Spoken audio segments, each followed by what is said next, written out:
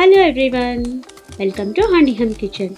ఇవాళ మనం వేడి వేడి అన్నంలో ఇది కలుపుకొని నెయ్యి వేసుకొని తింటే తినని వాళ్ళు కూడా ఒక ముద్ద ఎక్కువ తింటారండి.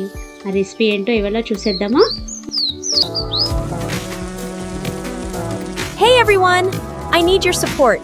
Please like this video and subscribe to my channel. Click the bell too. Here are the ingredients. ముందుగా కాకరకాయలు అనేది తీసుకున్నాను. దీని మీద పైన లేయర్ ఉంటుంది కదా, అది మనం మొత్తం తీసేయకుండా పైన అలా చెక్కు తీసుకుంటూ ఉండాలి.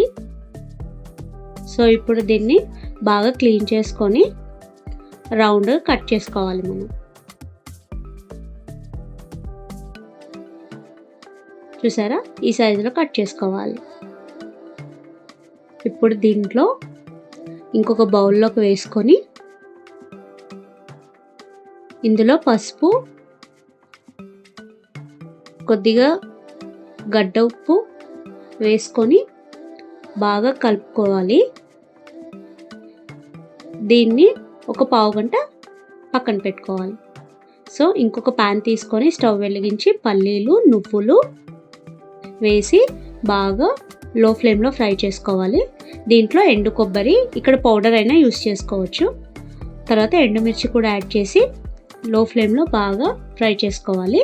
ఇప్పుడు దీన్ని ఒక మిక్సీ జార్లో వేసుకొని కొద్దిగా సాల్ట్, కారం, ఇందులో ధనియా జీలకర్ర పౌడర్ అనేది నేను డైరెక్ట్గా యాడ్ చేసేసాను. తర్వాత వెల్లుల్లి, కరివేపాకు కూడా వేసుకొని ఇవన్నీ మెత్తగా మిక్సీ పట్టుకోవాలి. సో ముందుగా మనం ఏదైతే కలిపి పెట్టుకున్నామో చూసారా, ఇందులో ఉన్నది చేదు అంతా వాటర్ రూపంలో మనం పిండేస్తే అలా వాటర్ అనేది మనకి బయటికి వస్తుంది. సో ఇలా పిండి అంతా పక్కన పెట్టుకోవాలి.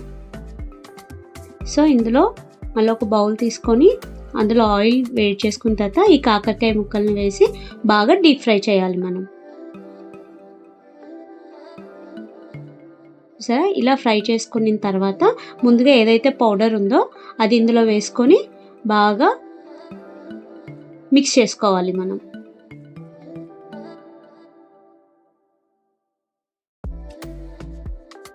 చూసారా, ఎంతో టేస్టీ అయిన కాకరకాయ వెల్లుల్లి కారం ఎలా ప్రిపేర్ చేసామో. ఇది వేడి వేడి అన్నంలో వేసుకొని తింటే చాలా చాలా బాగుంటుందండి. మీరు కూడా ట్రై చేసి నాకు ఎలా ఉందో కింద కామెంట్ సెక్షన్లో కామెంట్ చేయండి. Thank you for watching. Bye. Thank you so much for watching.